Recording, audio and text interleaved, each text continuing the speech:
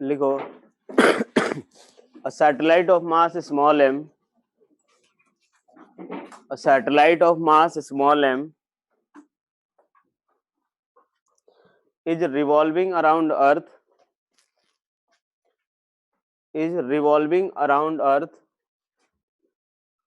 in a circular orbit of radius small r.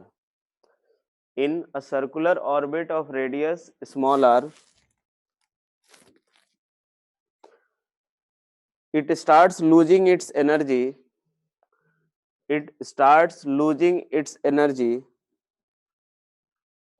at constant rate c,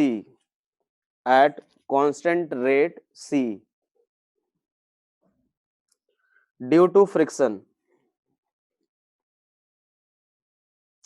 Find the time when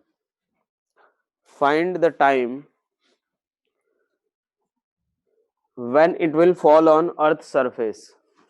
Find the time when it will fall on earth's surface. Capital M और capital R जो ले लेना वो radius of earth और mass of earth ले लेना. Capital M और capital R जो है वो रेडियस और मास और रेडियस ले लेना. देखो यार यहाँ पे यहां से देखो ये हमारा अर्थ सरफेस है और इसका रेडियस हमने ले लिया कैपिटल एम, जो मास ले लिया वो कैपिटल एम ले लिया और रेडियस ले लिया हमने कैपिटल आर के बराबर. इनिशियली ये किसी स्मॉल आर रेडियस वाले ऑर्बिट पे ये रिवॉल्व कर रहा है और उस समय उसकी वेलोसिटी दे रखी है क्या, या सिर्फ यही दिया हुआ है कि ऑर्बिट कर रहा है. चलो मान लेते हैं यहाँ पे वेलोसिटी किसके बराबर v नॉट, और v नॉट की जो वैल्यू होगी सर्कुलर पाथ पे रिवॉल्व कर रहा है. सर्कुलर पाथ पे अगर रिवॉल्व कर रहा है तो इसकी वेलोसिटी किसके बराबर, तो v equals to square root of g into capital m upon किसके बराबर, r के बराबर. यही आ रहा होगा. अब एक बात देखो कि धीरे धीरे इस पे जो फ्रिक्शनल फोर्स लग रहा है उसके कारण ये एनर्जी लूज कर रहा है. बेटा एक बार में सवाल लिख लिया करो यार, आप लोग देख लो. एक बार मैं समझा देता हूँ सवाल क्या दिया हुआ है. यहाँ पे कोई एक सैटेलाइट है या कोई भी जो भी दिया हो पार्टिकल, ये यहाँ से सेंटर से स्मॉल आर रेडियस वाले ऑर्बिट पे रिवॉल्व कर रहा है. धीरे धीरे ये जो एनर्जी लूज कर रहा है तो वो c एक कांस्टेंट रेट से लूज कर रहा है. तो हमें ये बताना है कि कितने टाइम में ये अर्थ सरफेस पे गिर जाएगा. देखो तो ये जो ऑर्बिटल वेलोसिटी है वो किसके बराबर, square root of G M by R के बराबर. अब जब धीरे धीरे अगर ये एनर्जी अगर मान लो अगर फ्रिक्शनल फोर्स इस पे जो लग रहा है उसके कारण एनर्जी इसकी धीरे धीरे डिक्रीज होगी. एनर्जी अगर डिक्रीज हो रही है तो धीरे धीरे उस पे क्या फर्क पड़ेगा कि उसकी जो वेलोसिटी है वो डिक्रीज हो जाएगा. ऑब्वियस सी बात है, अगर एक फोर्स लग रहा है तो उस फोर्स के कारण अगर एनर्जी अगर वो लूज कर रहा है तो उसकी वेलोसिटी क्या होगी, कम होगी. और वेलोसिटी कम होते होते क्या होगा इस तरह से कि उसका जो रेडियस ऑफ ऑर्बिट होगा वो भी डिक्रीज होगा और एक समय आएगा कि जब ये अर्थ सरफेस पे फॉल हो जाएगा. ठीक है. देखो तो अगर टोटल एनर्जी अगर इनिशियल देखे तो इनिशियल एनर्जी किसके बराबर होगा, यहां से अगर देखे तो इनिशियल एनर्जी किसके बराबर, क्या minus of G into capital M small m upon 2r के बराबर. यही होगा जो टोटल एनर्जी ऑफ सैटेलाइट निकलवा रखा है ना, जो minus of G capital M small m upon 2r. और अगर फाइनल एनर्जी देखे जिस समय ये फॉल होगा, जब ये अर्थ सरफेस पे फॉल होगा तो क्या उस समय total energy minus of G capital M small m upon कितना 2r के बराबर. यही आ रहा होगा. अब एक बात देखो कि यहां से अगर देखे तो डेल्टा ई जो होगा वो किसके बराबर, क्या c इंटू टी के बराबर. मान लेते हैं कि जैसे अगर जो c दिया हुआ है वो बेसिकली है क्या, रेट ऑफ जो रेट जिसके थ्रू और जिसके साथ वो क्या कर रहा है, एनर्जी लूज कर रहा है. तो मान लेते हैं कि टी टाइम में वो इतनी एनर्जी लूज कर गया तो यहाँ से डेल्टा ई इक्वल्स टू किसके बराबर, सी टी. तो यहाँ से हमारा आंसर क्या हो जाएगा, T equals to delta E upon कितना सी, यानी माइनस ऑफ किसके बराबर हो जाएगा, कौन सा बड़ा होगा, ई इनिशियल या ई फाइनल, इनिशियल या फाइनल. यहां से अगर देखें तो हमें तो लॉस देखना है तो एक काम करते हैं, कौन सा हो जाएगा, इनिशियल माइनस फाइनल कर देते हैं. तो ई इनिशियल माइनस फाइनल, तो ये किसके बराबर, माइनस साइन कॉमन ले लो, जी कैपिटल एम स्मॉल एम ले लो अपॉन में सी, और इनटू कितना आ जाएगा 1/2r, और माइनस ऑफ किसके बराबर 1/कैपिटल आर। यहाँ से अगर देखो इधर ले जाओगे तो माइनस साइन मल्टीप्लाई करोगे तो वैल्यू कैसी आएगी, पॉजिटिव ही आनी है वो तो। क्या कॉमन आएगा, लिख लो यार।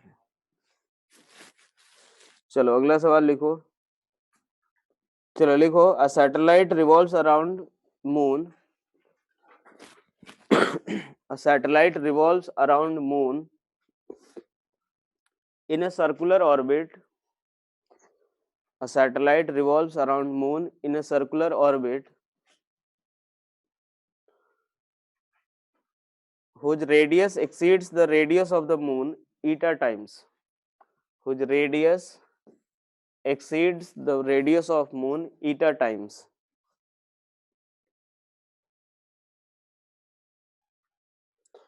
If it experiences a resistive force F equals to alpha into V square.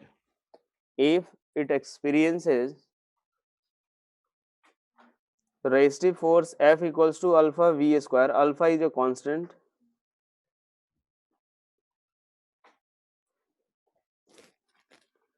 Find the time taken by the satellite. Find the time taken by the satellite to fall on the surface of moon. To fall on the surface of moon.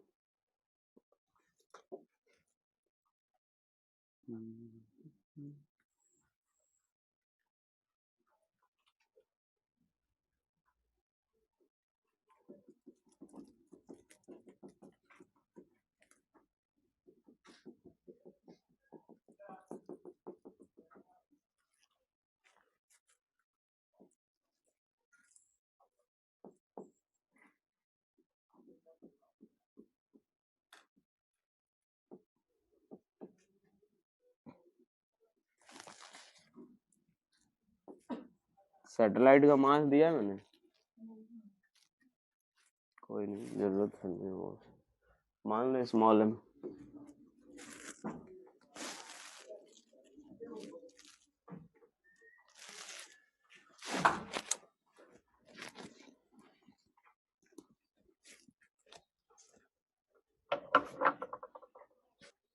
कि यहाँ पे we क्या है पता थोड़ी है,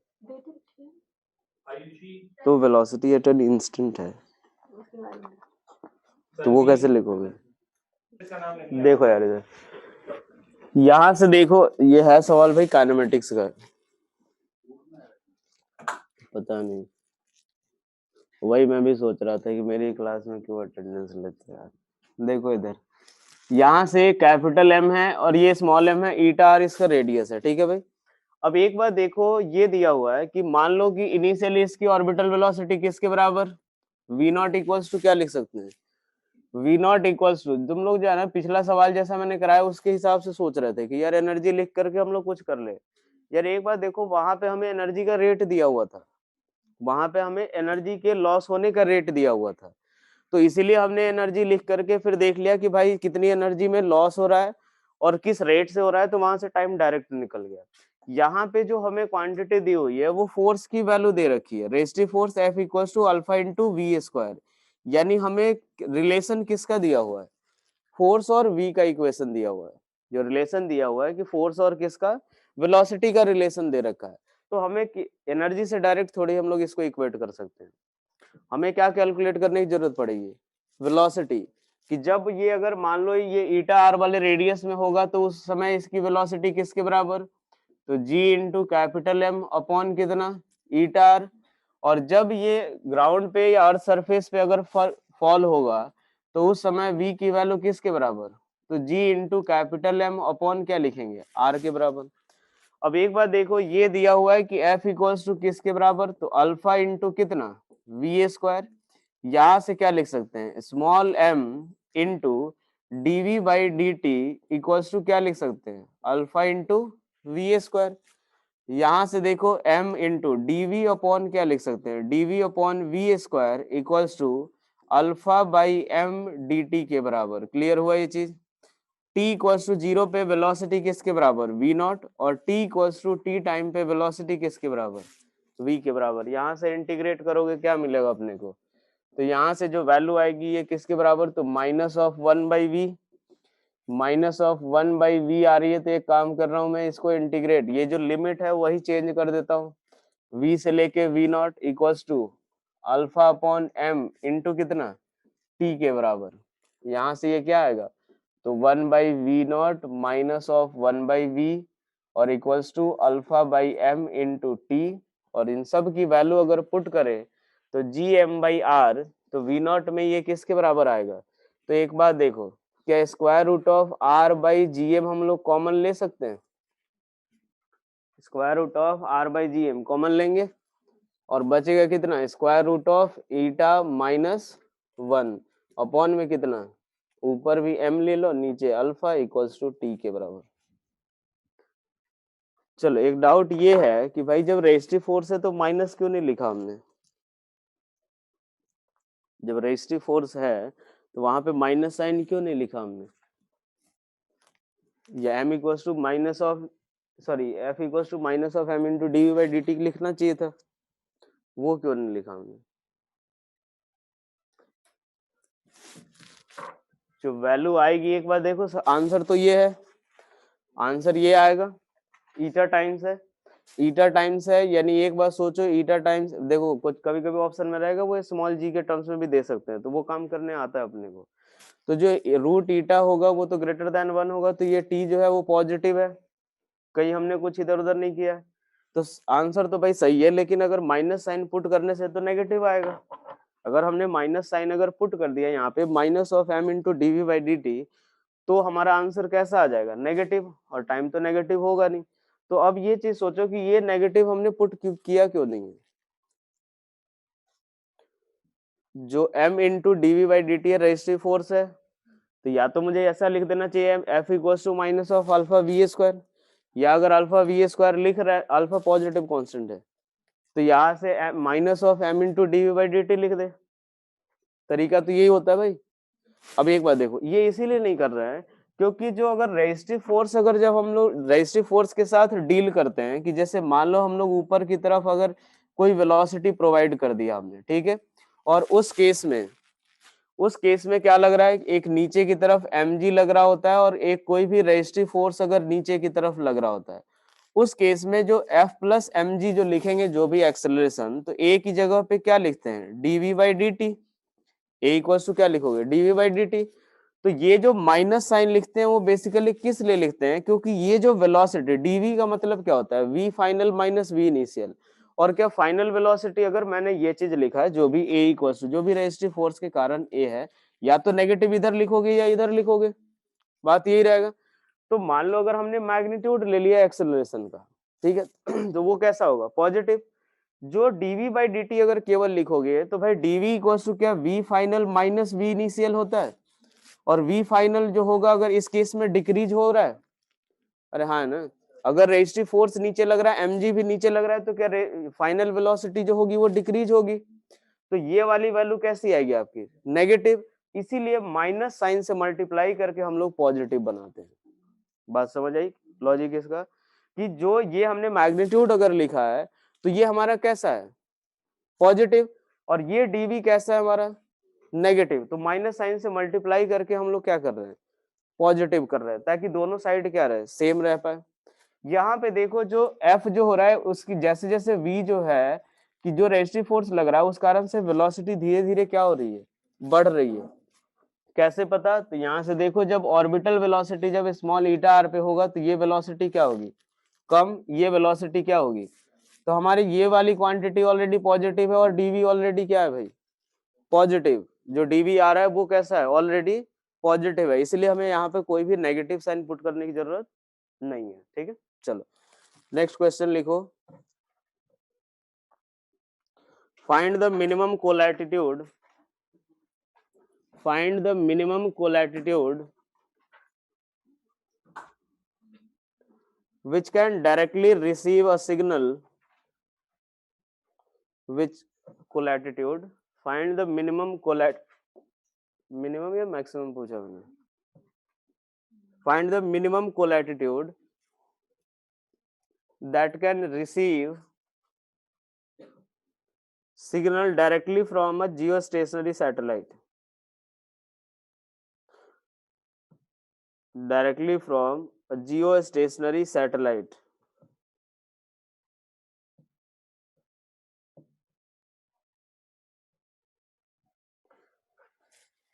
चलो यहां से देखो, ये जो हमने देखा था यहाँ पे, ये अर्थ सरफेस ले लिया, यहां से मान लेते हैं ये बेसिकली ये थीटा पूछ रहा है कि कितने एंगल तक ये रिसीव कर सकता है। अगर कोई भी एक जियो स्टेशनरी सैटेलाइट जो है वो इस जगह पे प्रेजेंट है, तो उस केस में ये कहाँ तक ये सिग्नल सब ये भेज सकता है, जब तक ये 90 डिग्री का एंगल नहीं फॉर्म हो जाए।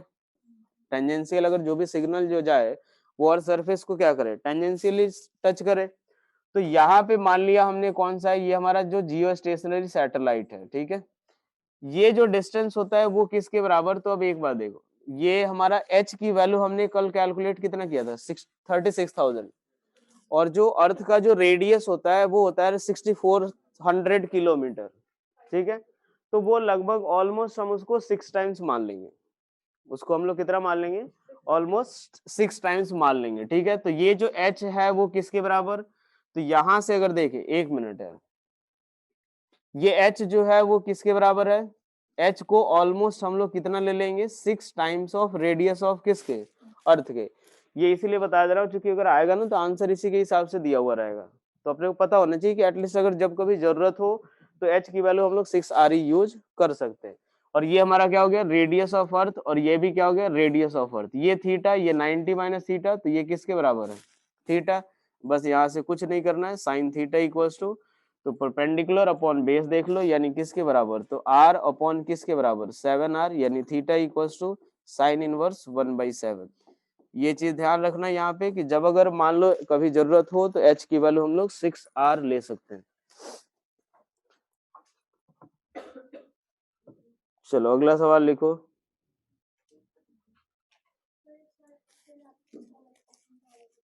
ये हमारा ये वाला जो एंगल है, ये थीटा की बात कर रहे हैं, लिखो। हाँ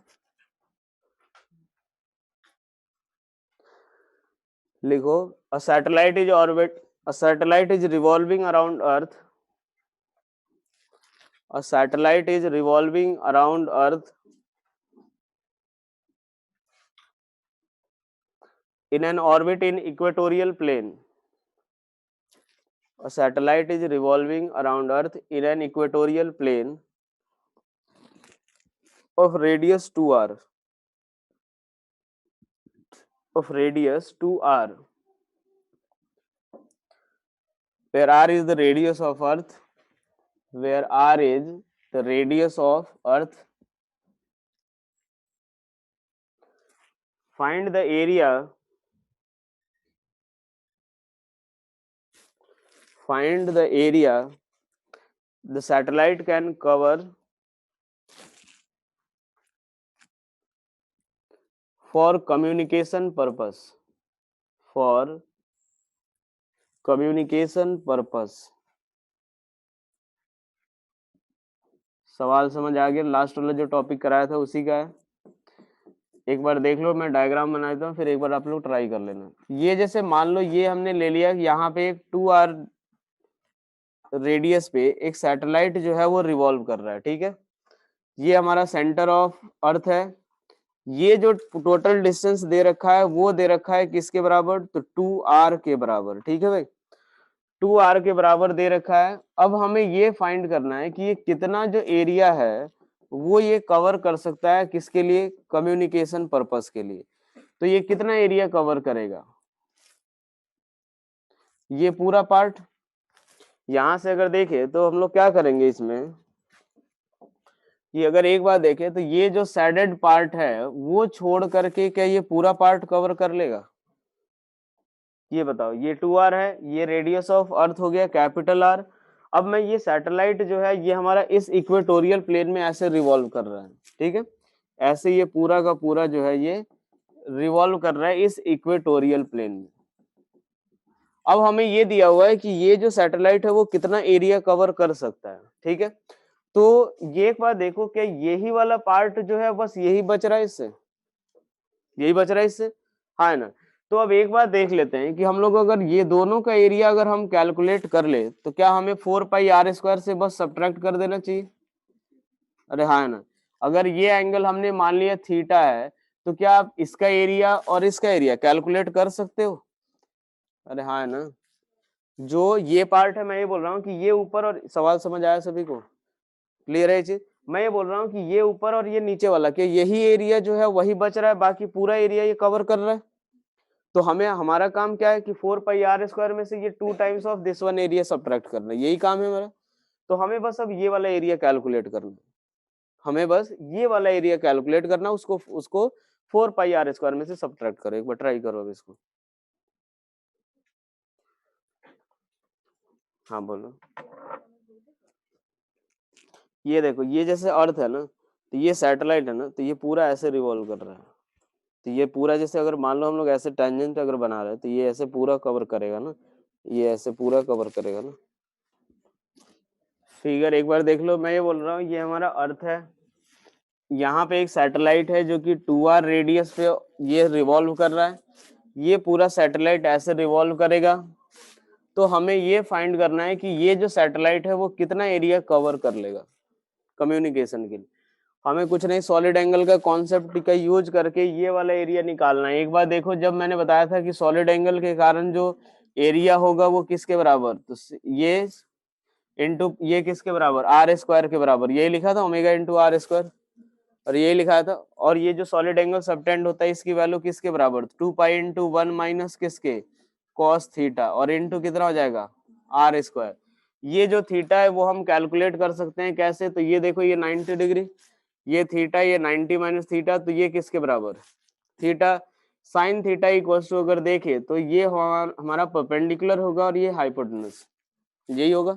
तो साइन थीटा इक्वल्स टू हम क्या लिख सकते हैं, तो साइन थीटा इक्वल्स टू, तो परपेंडिकुलर r अपॉन कितना, 2r, यानी 1/2, यानी थीटा इक्वल्स टू किसके बराबर, पाई बाई कितना होता है 6, और पाई बाई 6 होता है, तो भाई cos 60 की वैल्यू किसके बराबर, cos 60 है क्या, ये पाई बाई 3 है ना, सॉरी पाई बाई 6 है ना।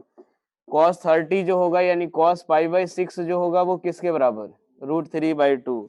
तो इसका जो एरिया होगा, इसका एरिया मैं ऐसे ले रहा हूँ, तो s इक्वल्स टू कितना, 2 पाई इंटू 1 माइनस √3/2 इंटू कितना, r², यही आएगा।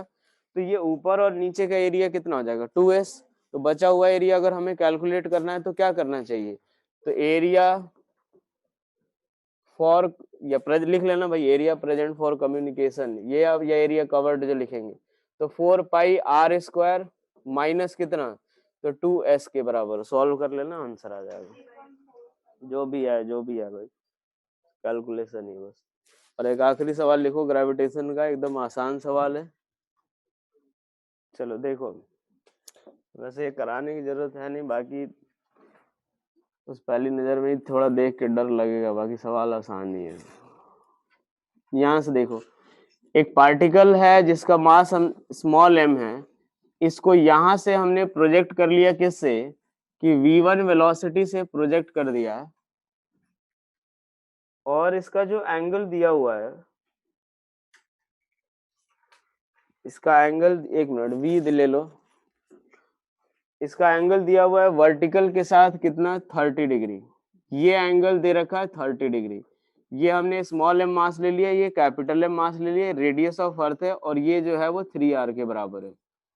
हमें इसकी वेलोसिटी फाइंड करनी है जब ये ग्रेजिंग इंसिडेंस अगर हो रहा होगा, यहाँ पे v1 की वैल्यू निकालनी है, ठीक है। चलो यार, सॉल्व करो इसको। और एक बार देखो, square root of g into capital M by r की वैल्यू इनने दे रखी है, स्क्वायर रूट नहीं है यार,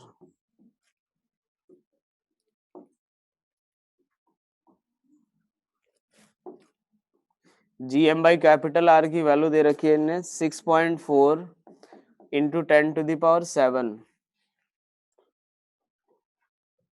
मीटर स्क्वायर पर सेकंड स्क्वायर।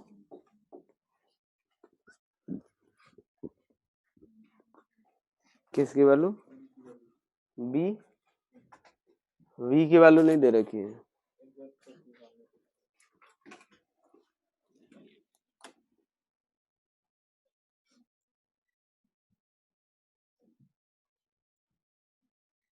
तो वी के टर्म में आंसर आएगा ना। तुमसे ये उम्मीद नहीं थी भाई। सॉलिड एंगल आएगा भाई, कोई दिक्कत नहीं। बाकी देख लेना, जैसे आइसक्रीम वगैरह कभी खाने गए होगे ना, तो यहाँ से जो आइसक्रीम के कोन पे जो ये 3 डायमेंशनल एंगल बनता है, ये एक सरफेस के द्वारा, वही हमारा 3D एंगल होता है। अभी आएगा जब गॉस लॉ में पूरा डिटेल में आएगा। इसकी जो वैल्यू होती है वो अभी याद कर लो। ये सरफेस एरिया एस है, ये आर है, तो जो सॉलिड एंगल होगा वो S/R² के बराबर होता है। ये सवाल सही में नहीं हो रहा है,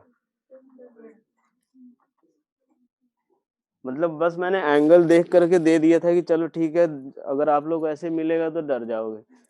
बाकी उम्मीद तो थी कि सॉल्व तो कर ही लोगे।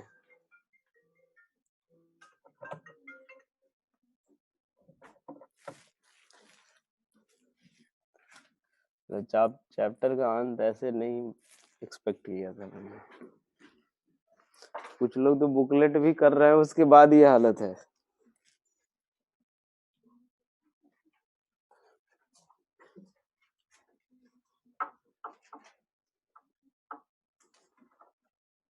एनर्जी कंजर्वेशन से मुझे भी लग रहा है एक वी के टर्म में आंसर आएगा ना। अबे वो जाइलो एंगुलर मोमेंटम कंजर्वेशन भी तो लगाएंगे। यस सर, टॉपिक के हिसाब से सोचते हैं सर। ये तो परसों का टॉपिक था, आज के सवाल में कैसे लग सकता है? देखो इधर, अब क्या चाहिए, एक सेकेंड। इधर देखो क्या लिखेंगे इसमें। इसका मास स्मॉल m, चलो इस पॉइंट पे इसका एंगुलर मोमेंटम ही बता दो कम से कम। इस पॉइंट पे इसका एंगुलर मोमेंटम ही बता दो।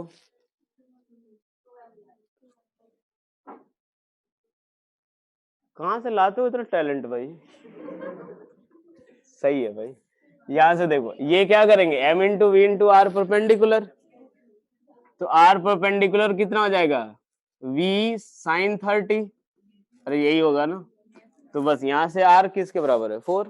तो यहाँ से कितना, m इंटू वी इंटू किसके बराबर, और v की वैल्यू क्या लिखेंगे, v sin 30, और इंटू कितना हो जाएगा 4r। और जब इस पर्टिकुलर पॉइंट पे पहुंचेगा तो कितना एंगुलर मोमेंटम, तो m into V one into किसके बराबर, r।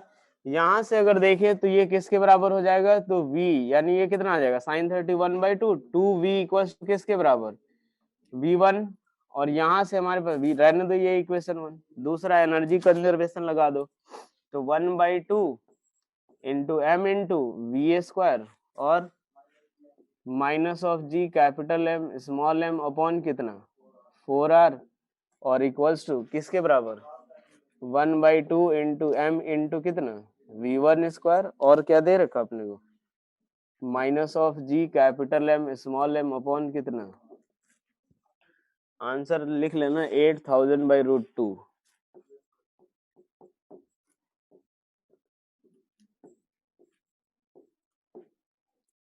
मतलब कितनी बार बोला था मैंने कि भाई सैटेलाइट वाला जो भी आए देख लेना, उसमें एंगुलर मोमेंटम भी आएगा। क्या हो गया मनीष, बताओ यार, ऐसे करोगे मतलब। चलो देखो,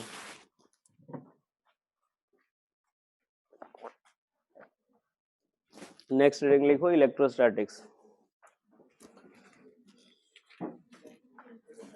नेक्स्ट रीडिंग लिखो, इलेक्ट्रोस्टैटिक्स।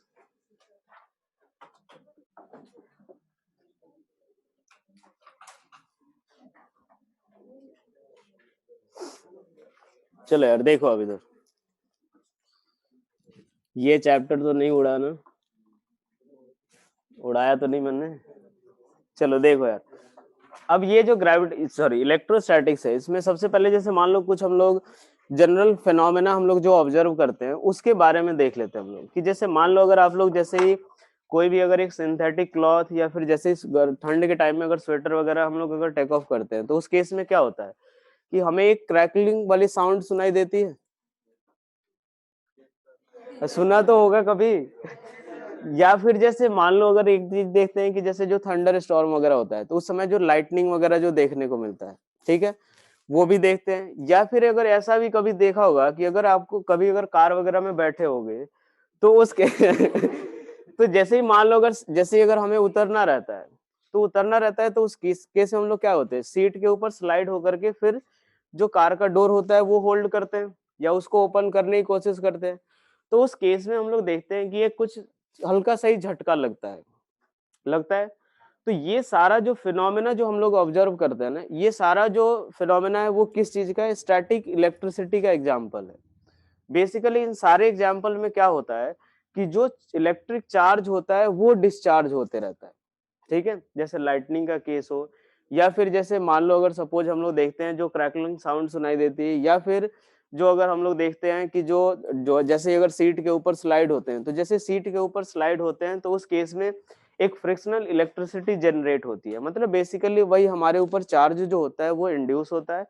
और जैसे ही अगर हम एक मेटल बॉडी यानी जैसे कार का डोर वगैरह, ठीक है, जैसे ही अगर वायर जो कार का डोर जैसे ही ओपन करते हैं तो उस केस में क्या होता है, मेटल बॉडी को जैसे ही टच करते हैं तो हमारी बॉडी से चार्ज जो होता है वो क्या होता है, डिस्पोज होता है उस मेटल बॉडी पे। और जैसे ही हमारे थ्रू या हमारी बॉडी के थ्रू चार्ज का फ्लो अगर होता है तो उस केस में उसी के कारण से हमें क्या लगता है, झटका लगता है, ठीक है। तो ये सारा का सारा जो फिनोमेना होता है वो किसके कारण होता है, तो स्टैटिक इलेक्ट्रिसिटी का एग्जाम्पल होता है। स्टैटिक इलेक्ट्रिसिटी का मतलब क्या होगा कि जब हम लोग ऐसी प्रॉपर्टी ऐसे फिनोमेना के बारे में बात कर रहे होंगे कि जब चार्ज कैसा हो, रेस्ट पे हो, ठीक है। तो बेसिकली इलेक्ट्रोस्टैटिक्स में जो है वो हम लोग सारी की सारी चीजें जैसे मान लो या तो फील्ड हो गया या पोटेंशियल हो गया या एक और भी जिस तरह का भी इंटरेक्शन होता है, तो वो सारा का सारा जो इंटरेक्शन है हम वो कैसे चार्ज के बारे में पढ़ने वाले हैं, स्टैटिक चार्ज के बारे में, ठीक है। चलो लिख लो एक पॉइंट इसमें, in this chapter in this chapter we will study about in this chapter we will study about the field, the the forces and the potential, the field, the forces and the potential around static charges, around static charges। अब एक बात देखो कि ये जो static charge के बारे में सबसे पहले पता चला था वो लगभग 600 बीसी के अराउंड पता चला था, ठीक है। थोड़ा आज का लेक्चर बेसिक ही रहेगा। 600 बीसी के अराउंड पता चला था ग्रीस में, ठीक है। और ग्रीस में ये पता चला था सबसे पहले कैसे उनने ऑब्जर्व किया था कि जैसे उनने एक एम्बर नाम का एक मटेरियल यूज करते थे, ठीक है। जो तो ये भाई ये बिफोर क्राइस्ट है, वो देखा ना होगा ना, पढ़ा होगा ईसवी पूर्व, ये सब चीजें है वो, ठीक है। तो ये 600 बीसी के अराउंड जो था वो ग्रीस में सबसे पहले पता चला था। उनने जो एक मटेरियल जो ऑब्जर्व किया, जैसे मान लो देखो यार बेसिकली कोई भी जो फिजिक्स का जो नया थ्योरम निकलता है या कोई भी अगर एक नया कॉन्सेप्ट अगर आता है तो सिंपली वो हमने नेचर में हम वो ऑब्जर्व करते हैं, उसी का एक्सप्लेनेशन होता है, ठीक है। ऐसी बहुत सारी अभी भी चीजें हैं जो कि हम लोग नेचर में पहले से हो रही हैं, हम उसको एक्सप्लेन नहीं कर पा रहे हैं। जैसे ही अगर कोई ऑब्जर्व करता है तो एक नई थ्योरी जो है वो क्या होती है, ऐड होती है, ठीक है। चाहे वो ग्रेविटेशन हो या इलेक्ट्रोस्टैटिक्स, ये सारी चीजें पहले से ही हो रही थी नेचर में, लेकिन जब हमने ऑब्जर्व किया, न्यूटन ने ऑब्जर्व किया या किसी और पर्सन ने ऑब्जर्व किया, उसके बाद क्या हो रहा है कि हम उसके बारे में पढ़ना शुरू करते हैं, ठीक है। तो अब एक बार देखो, ये भी जो ऑब्जर्व हुआ इलेक्ट्रिसिटी के बारे में या इलेक्ट्रिक चार्ज नाम की चीज एग्जिस्ट भी करती है, तो इसके बारे में सबसे पहले पता चला था ग्रीस में। वो लगभग 600 बीसी के अराउंड पहला जो एक फिनोमेना ऑब्जर्व हुआ था। तो उन्होंने ये चीज ऑब्जर्व किया कि एक एम्बर नाम का मटेरियल होता है, ठीक है, जो कि बेसिकली उस समय डेकोरेशन के लिए यूज होता था, येलो ब्राउन या अलग अलग कलर्स में ये प्रेजेंट होता था, तो उस समय डेकोरेशन के लिए यूज होता था। तो सडनली उस समय उन्होंने ऑब्जर्व किया कि जैसे ही अगर आप एम्बर को अगर रब करोगे तो इसके अंदर एक प्रॉपर्टी आ जा रही है, किस चीज की, कि ये दूसरे ऑब्जेक्ट्स को अट्रैक्ट करने की प्रॉपर्टी आ जा रही थी, ठीक है।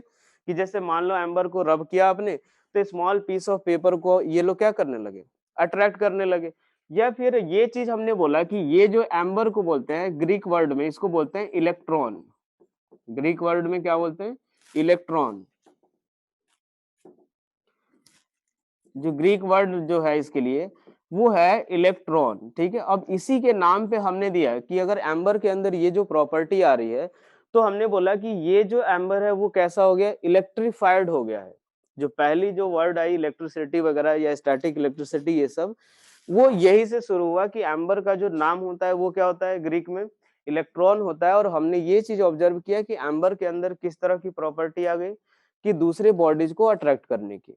अब ये दूसरी बॉडीज को अट्रैक्ट करने की प्रॉपर्टी आई तो हम इसीलिए हम एम्बर को क्या बोलते हैं कि ये जो एम्बर है वो कैसा हो गया, इलेक्ट्रीफाइड हो गया।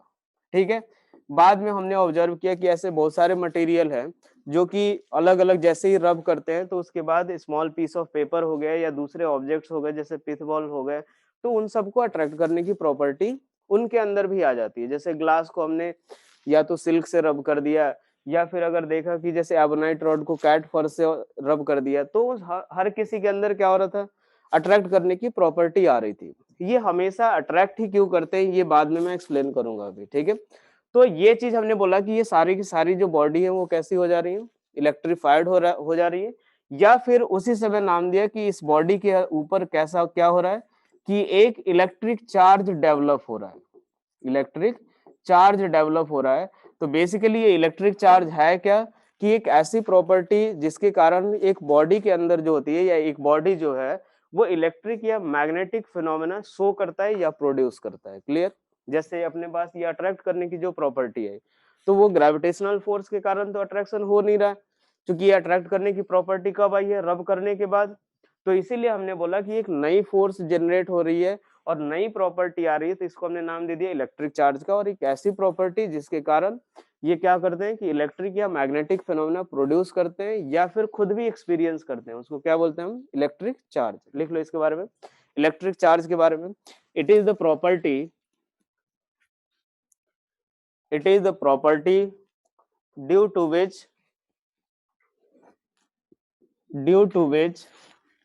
a body produces electric and magnetic phenomena, due to which a body produces electric and magnetic phenomena। अब एक बात देखो, इसके बाद हमने क्या किया कि जब अगर ग्लास रॉड को अगर हमने रब किया, ठीक है, एक ग्लास रॉड लिया उसको रब कर दिया हमने सिल्क से, दो ग्लास रॉड ले लिए उन दोनों को रब कर दिया सिल्क से, तो ये हमारे पास क्या है, ये ग्लास रॉड है। और उसके बाद हमने ऑब्जर्व क्या किया, दो ग्लास रॉड लिए और दोनों को हमने सिल्क से और सिल्क या वूल से रब कर दिया। तो देखा कि जैसे अगर दोनों ग्लास रॉड को अगर एक साथ ला रहे हैं तो ये दोनों एक दूसरे को क्या कर रहे हैं, रिपेल कर रहे हैं।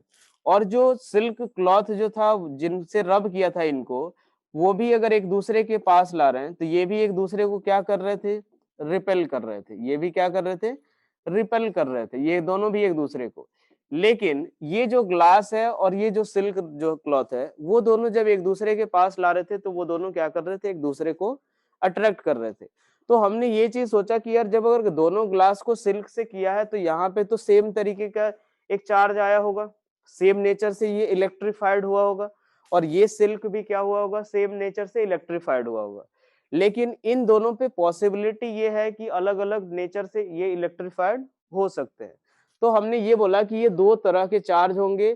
और एक डूफे नाम का जो साइंटिस्ट था उसने सबसे पहले ये जो ग्लास रॉड के ऊपर जो चार्ज था या ग्लास रॉड पे जो इलेक्ट्रिसिटी आई उसको उसने नाम दिया विट्रियस इलेक्ट्रिसिटी।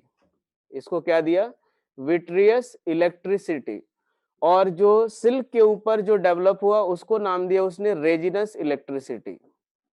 ठीक है, ये सबसे पहले जो चार्ज का जो नाम है वो सबसे पहले डूफे ने दिया था कि जो ग्लास रॉड है उसके ऊपर विट्रियस इलेक्ट्रिसिटी, और जो सिल्क के ऊपर है उसको उसने क्या नाम दिया, रेजिनस इलेक्ट्रिसिटी। बाद में फ्रैंकलिन ने ऑब्जर्व किया कि अगर एक बात देखो कि जैसे ही ग्लास रॉड, जैसे ग्लास को हम लोग रब कर रहे हैं सिल्क से या वुल से, तो जब इनको एक दूसरे के कांटेक्ट में लाते हैं तो थोड़ी देर बाद ये अट्रैक्शन या रिपल्सन वाली प्रॉपर्टी ये इनकी क्या हो जाती है, लूज हो जाती है। जैसे मान लो हमने क्या किया कि पहले ही ग्लास रॉड को क्या कर लिया, सिल्क से रब कर दिया, रब करने के बाद इनके अंदर अट्रैक्ट या रिपेल करने की प्रॉपर्टी आ गई। अब ये प्रॉपर्टी आई उसके बाद अगर थोड़ी देर बाद ये ग्लास और सिल्क को फिर से अगर कांटेक्ट में लाया जाए तो उसके बाद ये क्या करने लगे कि इनके अंदर की जो अट्रैक्शन या रिपल्सन वाली प्रॉपर्टी थी वो खत्म हो गई।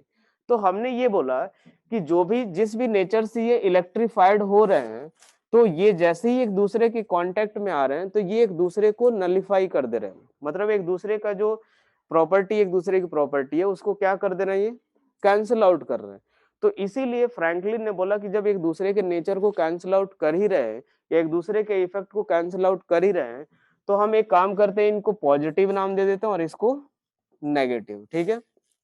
तो उसके बाद जो ये विट्रियस और रेजिनस इलेक्ट्रिसिटी जो हम लोग नाम देते थे उसकी बजाय हमने चार्ज का नाम क्या ले लिया, पॉजिटिव और नेगेटिव। ये सिंपली किस चीज को शो करेगा, नेचर को शो करता है कि किस तरीके का नेचर का चार्ज है उस बॉडी के ऊपर, ठीक है।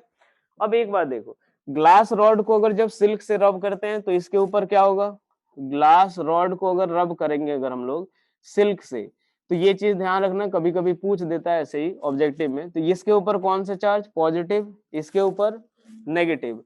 जब एक एबोनाइट रॉड को अगर हम लोग रब करते हैं किससे, एबोनाइट रॉड को अगर रब करते हैं जो कैट फर है अगर उससे रब करते हैं तो ये जो होता है वो नेगेटिव चार्ज और ये कैसा, positive charge.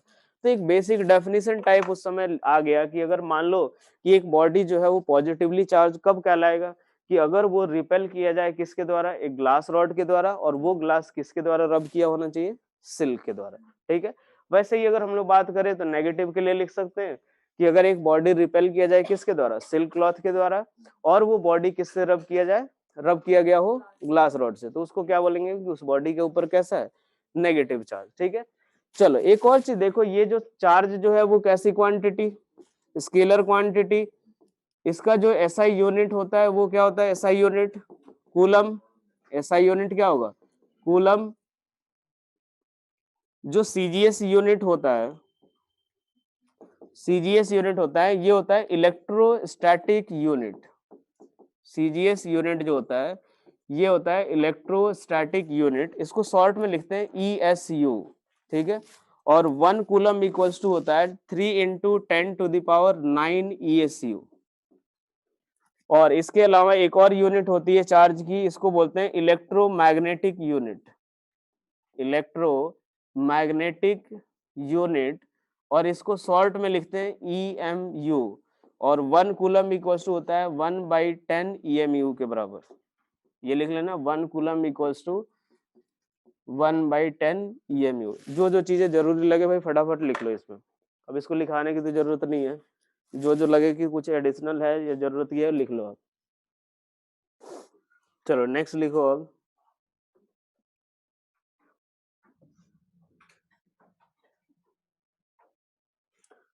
Unification of, note कर लिए सभी ने जिसको जो लगी थी, हो गया भाई ये। चलो लिखो next heading, unification of electricity and magnetism, unification of electricity and magnetism. चलो देखो अब, देखो स्टार्टिंग में जैसे जो इलेक्ट्रिसिटी और मैग्नेटिज्म जो था वो दोनों अलग अलग सब्जेक्ट्स मान के चलते थे हम लोग, कि बेसिकली हमने यही सोचा कि यार इलेक्ट्रिसिटी जो है वो क्या है, कि जो ग्लास रॉड के ऊपर जो चार्ज देखा हमने या लाइटनिंग वगैरह देखा या जो भी किसी एवोनाइट रॉड के ऊपर चार्ज देखा, तो उनके बीच का जो इंटरेक्शन होता है उसके बारे में जो स्टडी है वो किससे रिलेटेड है, इलेक्ट्रिसिटी से, ठीक है। मैग्नेटिज्म के बारे में हम यही समझते थे कि जो भी अगर मैग्नेट्स वगैरह के बीच में जो इंटरेक्शंस होता है वो हमारा किससे, मैग्नेटिज्म का पार्ट है।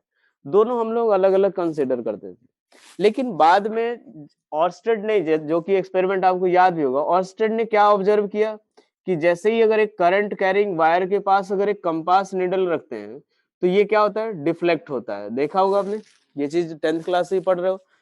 तो इसने ये बताया, जैसे ये तो ऑब्जर्वेशन उसने कर लिया, बाद में फैराडे और एम्पियर ने दोनों ने ये चीज सपोर्ट कर दिया इसका कि हाँ यार भाई ये जो रहता है कि फैराडे और एम्पियर ने, फैराडे ने ये बोला कि जैसे ही अगर मैग्नेटिक फ्लक्स या मैग्नेटिक फील्ड अगर चेंज होगा, मैग्नेटिक फील्ड अगर चेंज होगा तो वो क्या इंड्यूस करता है, करंट इंड्यूस करता है, जो कि आपको फैराडे लॉ ऑफ मैग्नेटिज्म में थोड़ा बहुत याद होगा। बाद में और एम्पियर ने क्या बताया कि जो अगर एक वैरिंग मैग्नेटिक फील्ड है वो भी क्या प्रोड्यूस करेगा, वैरिंग जो मैग्नेटिक फील्ड है वो भी क्या प्रोड्यूस करेगा, करंट प्रोड्यूस करेगा। इन दोनों ने इसका सपोर्ट तो किया, लेकिन जो मेन जो यूनिफिकेशन आई कि हाँ यार कि जो इलेक्ट्रिसिटी और मैग्नेटिज्म ये बेसिकली एक दूसरे से इंटरडिपेंडेंट होते हैं, तो वो चीज प्रूफ किया था मैक्सवेल ने, ठीक है। और मैक्सवेल ने ये 4 इक्वेशन दिए थे, और इन 4 इक्वेशन के थ्रू हमें पता चला था कि बेसिकली इलेक्ट्रिसिटी और मैग्नेटिज्म कुछ अलग अलग चीज नहीं होती है, बेसिकली ये एक दूसरे से इंटर रिलेटेड होते हैं, ठीक है। तो जो भी 4 इक्वेशन मैं लिख रहा हूँ सबका प्रूफ आपको इलेक्ट्रोमैग्नेटिक वेव में कराया जाएगा। कुछ पार्ट जो होगा पहले कराया जाएगा और कुछ पार्ट इलेक्ट्रोमैग्नेटिक वेव में। बाकी हमें वो 4 इक्वेशन कौन कौन सा है जिससे पता चल सके, तो पहला इक्वेशन है जो ई डॉट डी एस या E dot D A equals to किसके बराबर, तो Q enclosed upon epsilon naught, ठीक है।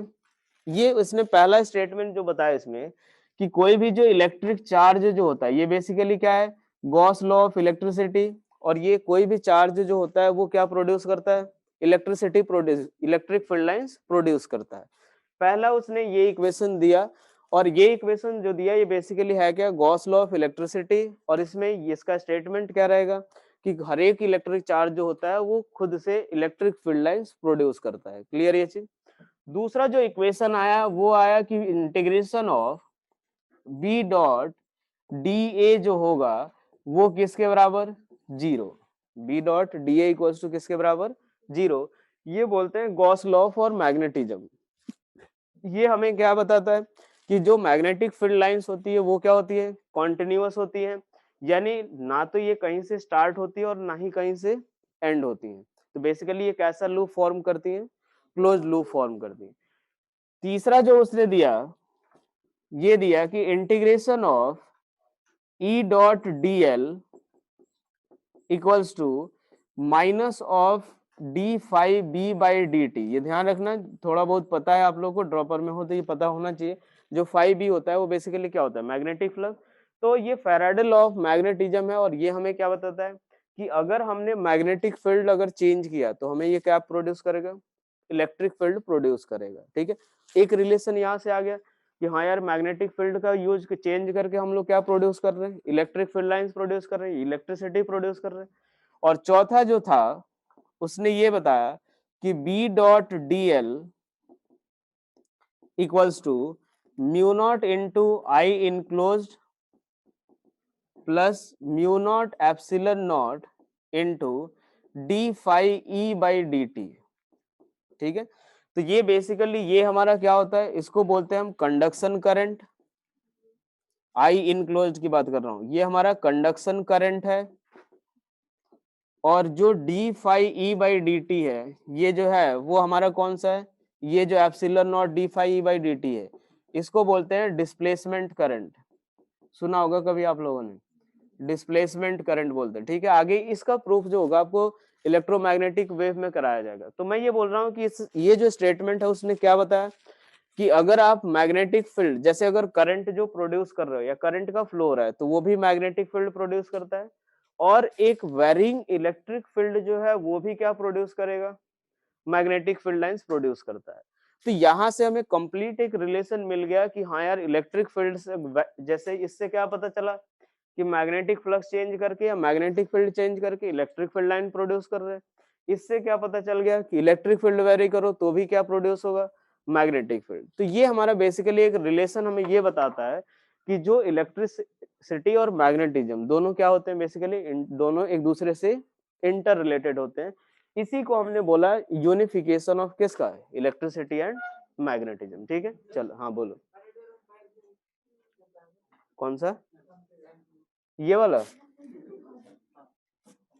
इस वाले में ये बताया था कि मैग्नेटिक फील्ड चेंज होगा तो करंट इंड्यूस होगा। इसमें ये बताया था कि जो अगर आप लोग ये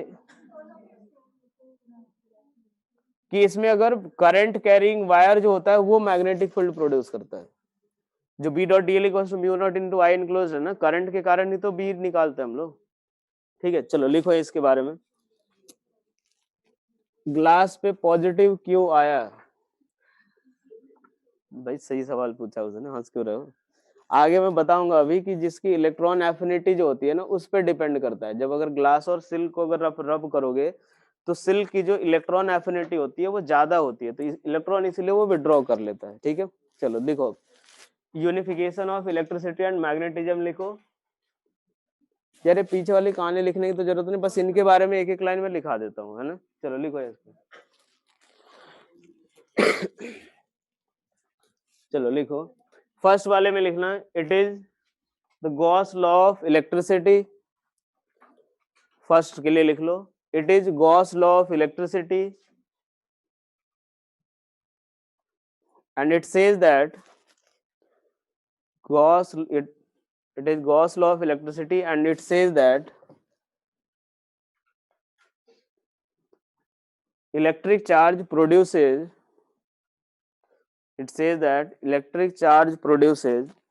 electric field lines।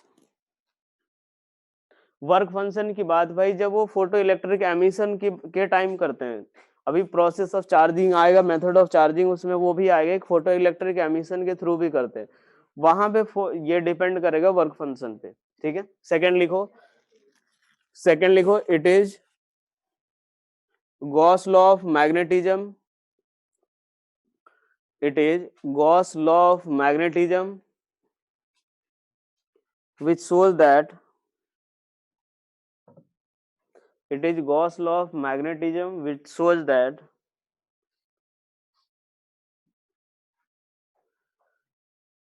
the magnetic field has no beginning or end। Magnetic field has no beginning or end। Magnetic field has no beginning or end, it means it is continuous, it means it is continuous। Third लिखो, it is Faraday law of magnetism, it is Faraday law of magnetism, it says that varying magnetic field can produce electric field। Varying magnetic field can produce electric field। Varying magnetic field can produce electric field या induce electric field लिखो, क्योंकि basically वो जो ई आता है वो induce electric field होता है। और नेक्स्ट लिखो, it is the general form of Ampere's law. जो एम्पियर्स लॉ हम लोग पढ़ेंगे मैग्नेटिज्म में, म्यू नॉट इनटू आई इनक्लोज ना, वो आगे चल के पता चलेगा कि ये कंप्लीट हमारा इक्वेशन नहीं होता है, कंप्लीट इक्वेशन ये होता है। तो यहाँ पे लिख लेना, it is general form of Ampere's law which says that magnetic field is produced by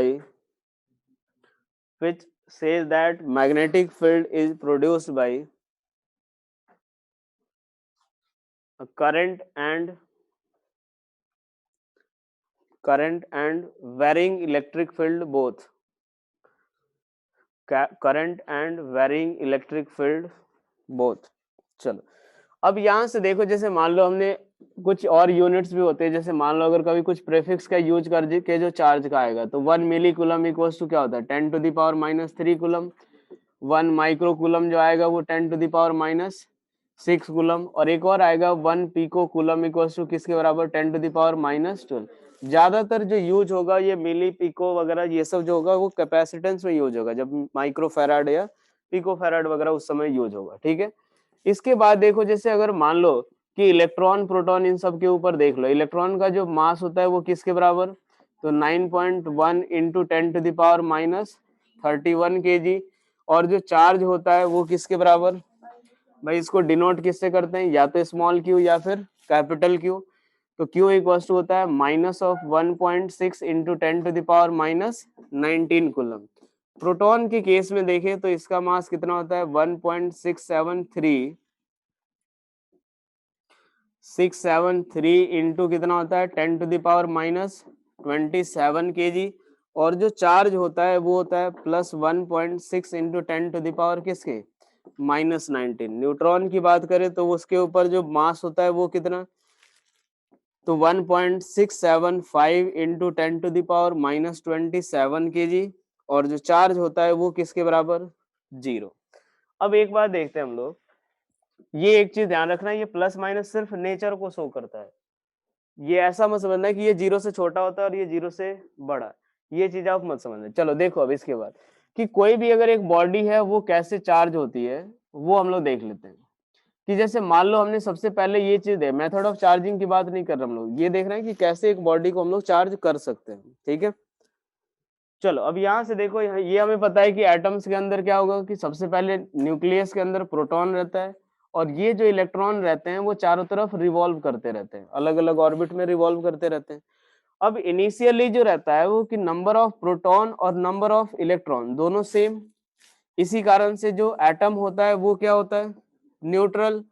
अब एक बात देखो कि जब भी अगर मान लो बॉडी को अगर चार्ज करना हो तो ये दोनों में से किसी एक को कम या ज्यादा होना पड़ेगा।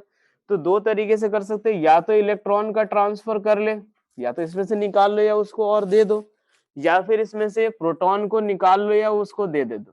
ठीक है, उस एटम में ऐड कर दो प्रोटॉन। उस केस में, दोनों केस में क्या होगा, इस बॉडी के ऊपर जो होगा नंबर ऑफ प्रोटॉन और नंबर ऑफ इलेक्ट्रॉन दोनों अनबैलेंस हो जाएंगे और बॉडी के ऊपर क्या आएगा, चार्ज आएगा। लेकिन हम लोग ये ऑब्जर्व किया कि अगर हम इलेक्ट्रॉन का जो ट्रांसफर करते हैं उसके कंपैरिजन में मिलियंस टाइम्स एनर्जी ज्यादा लगती है प्रोटॉन्स के ट्रांसफर में। ठीक है, इसीलिए हम लोग क्या करेंगे कि जब भी अगर किसी भी बॉडी को अगर चार्ज करना हो तो क्या करेंगे, हम किस चीज का ट्रांसफर करेंगे, हमेशा इलेक्ट्रॉन का। ठीक है, इलेक्ट्रॉन का ट्रांसफर करेंगे और अगर एन ई अगर ग्रेटर देन किससे हो जाए, एन पी, तो एटम या बॉडी जो होगा वो कैसा चार्ज होगा, बॉडी जो होगा वो नेगेटिवली चार्ज होगा। और अगर एन ई अगर लेस देन एन पी हो जाए तो बॉडी कैसी चार्ज, चलो बॉडी जो होगा वो पॉजिटिवली चार्ज। एक पॉइंट बस इसमें लिख लो इस वाले में, a body can be charged, a body can be charged only due to transfer of, only due to transfer of electrons, only due to transfer of electrons, because transfer of protons, transfer of protons requires a very large amount of energy, transfer of protons require very large amount of energy। चलो next heading लिखो, properties of charge. Next heading लिखो, properties of charge.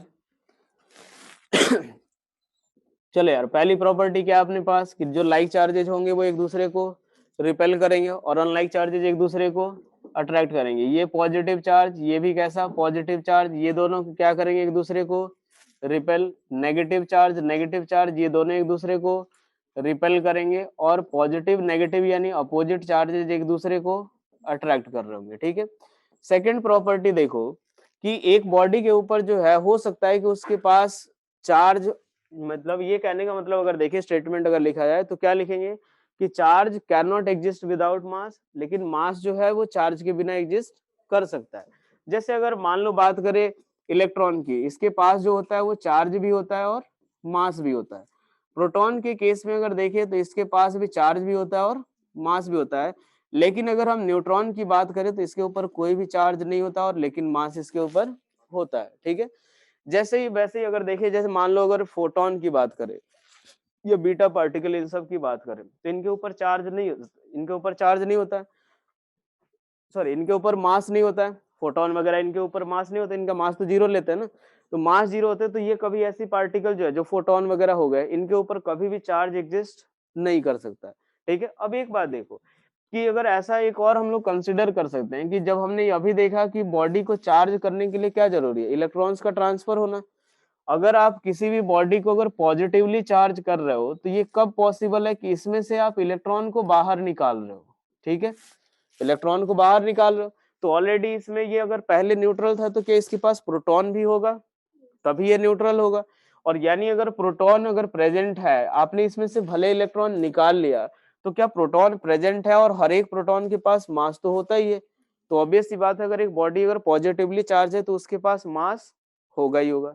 अगर मान लिया हमने एक body अगर कैसे ले ली, नेगेटिवली चार्ज, अगर नेगेटिवली चार्ज अगर ले लिए यानी हम इलेक्ट्रॉन को ऐड कर रहे हैं, इलेक्ट्रॉन अगर ऐड कर रहे हैं तो इस केस में भी हम लोग क्या करेंगे, इलेक्ट्रॉन के साथ साथ उसका मास भी ऐड होगा, क्योंकि ये तो बेसिक प्रॉपर्टी है उसको, उसकी जो भी अगर कोई भी पार्टिकल है उसकी बेसिक प्रॉपर्टी होती है।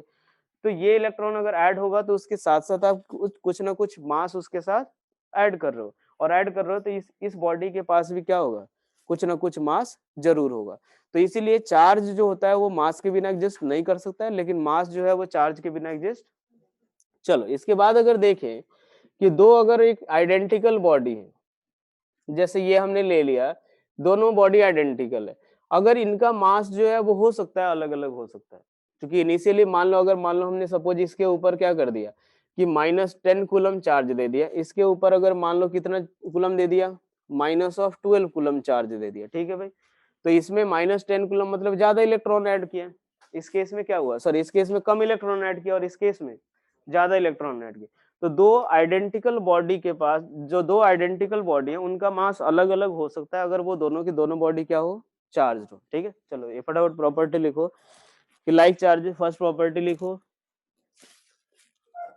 फर्स्ट प्रॉपर्टी लिखो, like charges repel each other, unlike charges attract each other. Second लिखो, सेकंड लिखो,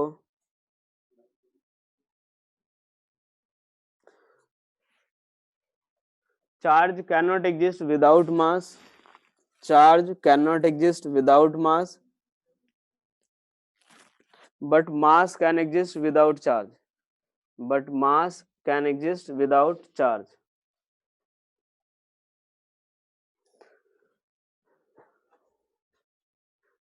चलो चाहो तो ये सब डायग्राम बना लेना। और थर्ड प्रॉपर्टी लिखो, टू आइडेंटिकल बॉडीज, ये इसी में बस एक पॉइंट डालोगे, प्रॉपर्टी कुछ खास नहीं लिखेंगे इसको, ये लिख लो, two identical bodies may have different mass, two identical bodies may have different mass if they are charged, two identical bodies may have different mass if they are charged, ठीक है। चलो नेक्स्ट प्रॉपर्टी देखो, ये diagram draw करना था क्या किसी को, चलो लिखो।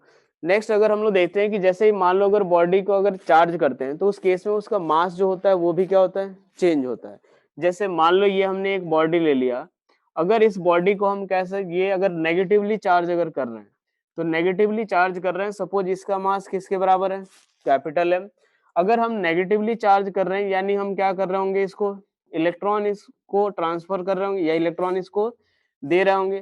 तो मान लेते हैं कि अगर हमने n इलेक्ट्रॉन इसको अगर दिया तो इसका मास जो होगा वो क्या होगा, इंक्रीज होगा, और कितने से इंक्रीज होगा, तो n इंटू किस से, मास ऑफ 1 इलेक्ट्रॉन, तो ये जो होगा वो इसका नया मास होगा। और अगर मान लो इसी बॉडी को हमने क्या किया, पॉजिटिवली चार्ज कर दिया, पॉजिटिवली चार्ज करने के लिए हम क्या करेंगे कि इस बॉडी में से इलेक्ट्रॉन रिमूव कर रहे होंगे, और जब आप इलेक्ट्रॉन रिमूव करेंगे तो इसका जो नया मास होगा वो किसके बराबर, m माइनस एन इंटू किसके, मास ऑफ 1 इलेक्ट्रॉन। तो अगर पॉजिटिवली चार्ज बॉडी है तो उसका मास डिक्रीज होता है, नेगेटिवली चार्ज बॉडी है तो उसका मास इंक्रीज होगा। नेक्स्ट जो होता है क्वांटाइजेशन ऑफ चार्ज। अब यहां से देखो, ये क्वांटाइजेशन ऑफ चार्ज का मतलब क्या होता है, देखो दो तरीके की क्वांटिटी होती है, एक हमारा कॉन्टिन्यूअस क्वांटिटी होगी और दूसरी होती है क्वांटाइज्ड क्वांटिटी, ठीक है। कॉन्टिन्यूअस का मतलब क्या होगा कि कोई भी वैल्यू पॉसिबल है। जैसे अगर मान लो अगर हम एग्जांपल देखें कि टाइम के बारे में, तो टाइम टी की जो वैल्यू होगी वो हो सकती है 3 सेकेंड भी हो जाए, 3.1 सेकेंड भी हो जाए, 3.23 भी पॉसिबल है, और 3.4698 टाइम भी पॉसिबल है ये सारा टाइम। लेकिन अगर हम लोग बात करें कि तो ये जो क्वांटिटी होगी ये हमारा कौन सा होगा, कॉन्टिन्यूअस क्वांटिटी। लेकिन अगर मान लो हम लोग ये बात कर रहे हो कि number of students in a class की बात कर रहे हो, ठीक है, number of students in a class, तो ये हो सकता है या तो 30 हो सकता है या डायरेक्ट 31 हो सकता है, उनके बीच की कोई वैल्यू पॉसिबल नहीं है। तो ये जो क्वांटिटी होंगी जैसे number of students in a class, तो वो हमारी कौन सी होंगी, डिस्क्रीट क्वांटिटी बोलते हैं, या फिर इसी को हम लोग बोलते हैं कि ये कैसी क्वांटिटी है, क्वांटाइज्ड क्वांटिटी, ठीक है। अब एक बात देखो, हमने ये चीज ऑब्जर्व किया है कि जब भी अगर किसी भी बॉडी को अगर चार्ज करना हो तो वो इलेक्ट्रॉन के ट्रांसफर से होता है, और इलेक्ट्रॉन का जो ट्रांसफर होगा वो हमेशा या तो 2 इलेक्ट्रॉन कर सकते हो या 3 या 4 या 10 इलेक्ट्रॉन कर सकते हो। कभी भी 2.5 इलेक्ट्रॉन का ट्रांसफर हम लोग नहीं कर सकते। तो अगर हम लोग 2.5 इलेक्ट्रॉन का ट्रांसफर अगर नहीं कर सकते तो क्या इसके ऊपर 2.5 ई के बराबर चार्ज पॉसिबल हो सकता है क्या? नहीं हो सकता। या तो कितना पॉसिबल हो सकता है, 2 ई के बराबर, 3 ई के बराबर, या 4 ई, 6 ई, -6 ई, कुछ ऐसा पॉसिबल हो सकता है। यानी किसी भी बॉडी के ऊपर जो चार्ज होगा वो किसके बराबर, तो प्लस माइनस, किसी भी बॉडी के ऊपर जो चार्ज होगा वो किसके बराबर, तो plus minus N into E के बराबर। और एन जो होगा वो बिलोंग्स टू किससे, positive integer I, N belongs to किससे, आई होगा। यहाँ से यानी किसी बॉडी के ऊपर charge 2e, 3e, 4e, 6e, कुछ ऐसा हो सकता है। ठीक है, अगर जैसे देखो मान लो कुछ और भी, ये हमने देख लिया है कि इलेक्ट्रॉन प्रोटॉन भी जो होते हैं वो क्वार्क्स वगैरह से मिल करके बने होते हैं, जिनके ऊपर जो चार्ज होता है वो +1/3e या +2/3 या -2/3 होता है। लेकिन वो हमें क्या करना है, अभी नेग्लेक्ट करके चलना है। हमें अगर अभी भी पूछा जाए कि कितने चार्ज हो सकते हैं तो Q = N × E, क्वार्क वगैरह के बारे में अभी हमें कंसिडर नहीं करना। लिखो पहले, चलो लिखो, when a body is positively charged, when a body is positively charged, then its mass decreases, then its mass decreases. And if a body is negatively charged, then its mass increases. If a body is negatively charged, then its mass increases. चलो next लिखो, quantization of charge.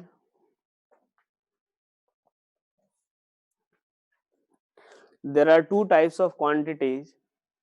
There are two types of quantities.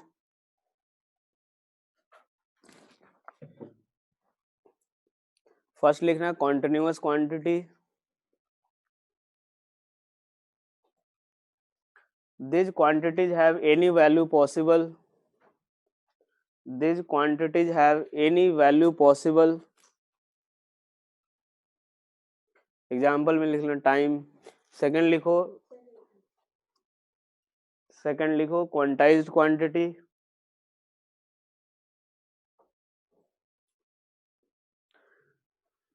Only discrete values are possible.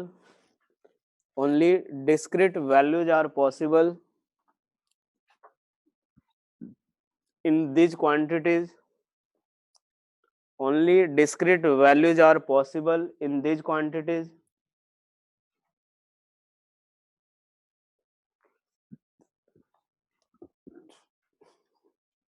Example में लिख लेना charge.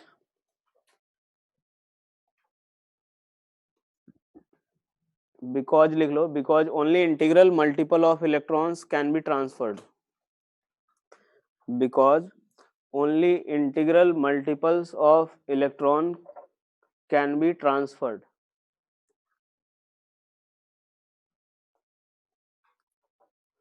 चलो ये हो गया,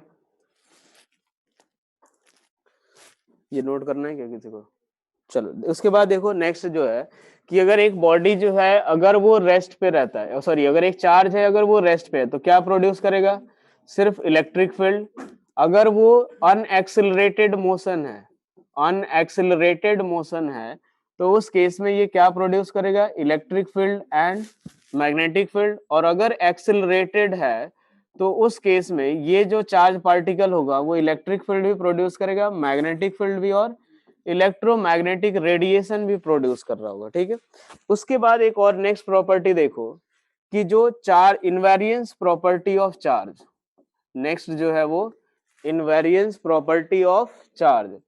invariance property का मतलब क्या होता है कि किसी भी बॉडी के ऊपर जो अगर चार्ज होता है वो उसकी स्पीड या वेलोसिटी पे डिपेंड नहीं करता है, मतलब इन जनरल अगर बात करें तो उसके मोशन पे डिपेंड नहीं करेगा। जैसे मान लो अगर सपोज इस बॉडी के ऊपर आपने +10 कूलम चार्ज अगर डेवलप कर दिया तो ये अगर चाहे 10 मीटर पर सेकेंड से जाए या 10 मीटर पर सेकेंड स्क्वायर से जाए, हर एक केस में इस बॉडी के ऊपर चार्ज जो होगा वो कितना, +10 कूलम होगा। लेकिन चार्ज डेंसिटी के पास जो होता है वो इनवेरिएंस प्रॉपर्टी नहीं होती है, ये ध्यान रखना। चार्ज डेंसिटी के पास इनवेरिएंस प्रॉपर्टी नहीं होगी, क्योंकि अगर मान लो स्पेशल रिलेटिविटी का अगर टर्म हम लोग इंक्लूड करें तो उस केस में जो ऑब्जेक्ट की लेंथ जो होती है वो चेंज हो जाती है। ऑब्जेक्ट का जो डायमेंशन होता है, स्पेशल रिलेटिविटी अगर कंसिडर करें तो ऑब्जेक्ट का डायमेंशन चेंज हो जाता है। और अगर ऑब्जेक्ट का डायमेंशन ही चेंज हो गया तो जो चार्ज डेंसिटी होता है वो बेसिकली क्या होता है, टोटल चार्ज अपॉन जो डायमेंशन है उसी पर डिपेंड करता है। तो अगर डायमेंशन चेंज हो गया तो चार्ज डेंसिटी क्या हो जाएगी, वो चेंज हो जाएगी। तो जो चार्ज जो होता है किसी बॉडी के ऊपर, उसके पास तो इनवेरियंस प्रॉपर्टी होती है, लेकिन चार्ज डेंसिटी के पास नहीं होती है। चार्ज के पास होती है, इसका एक और एग्जांपल ले सकते हैं कि जैसे मान लो अगर हम एक एटम कंसिडर करें, तो ये जो जो भी प्रोटॉन होते हैं, वैसे इनका मास काफी ज्यादा होता है तो ऑलमोस्ट हम लोग रेस्ट पे मान सकते हैं, लेकिन ये भी क्या होते हैं, सेंटर ऑफ मास के अबाउट रोटेट होते हैं। तो अब एक बात बताओ, ये अगर ये न्यूट्रल हैं तो न्यूट्रल हैं क्यों होते हैं, क्योंकि जो चार्ज ऑन पॉजिटिव चार्ज जो है वो किसके बराबर, नेगेटिव चार्ज के बराबर है। और हमें पता है कि नंबर ऑफ इलेक्ट्रॉन और नंबर ऑफ प्रोटॉन जो है वो भी दोनों क्या होते हैं, सेम। और ये तभी पॉसिबल होगा जब नेट चार्ज जितना पॉजिटिव है उतना ही कैसा रहे, नेगेटिव। अब सोचो कि अगर मान लो ये वेलोसिटी पे डिपेंड करता है किसी बॉडी के ऊपर जो चार्ज है, तो उस केस में प्रोटॉन ऑलमोस्ट हम रेस्ट पे मान रहे, या अगर मूव भी कर रहा है तो काफी कम स्पीड से मूव करता है। लेकिन जो इलेक्ट्रॉन है वो तो काफी इसके कंपैरिजन में काफी ज्यादा स्पीड से रिवॉल्व करता है। और अगर काफी ज्यादा स्पीड से रिवॉल्व करता है और चार्ज अगर वेलोसिटी पे डिपेंड करता है, तो क्या एटम न्यूट्रल रह पाते, नहीं हो पाता। तो इसीलिए ये भी एक एग्जांपल है कि अगर जो इलेक्ट्रो एटम जो न्यूट्रल होता है वो इसीलिए होता है क्योंकि इस इलेक्ट्रॉन के ऊपर जो चार्ज होता है वो इसके मोशन पे डिपेंड नहीं करता है। चार्ज ऑन बॉडी जो होगा वो इनवेरियंस प्रॉपर्टी होगी, लेकिन चार्ज डेंसिटी के पास नहीं होगा। ठीक है, चलो ये अगली क्लास में हम लिखा देंगे इसको। सिलेबस आपका पूरा कंप्लीट है भाई, ग्रेविटेशन।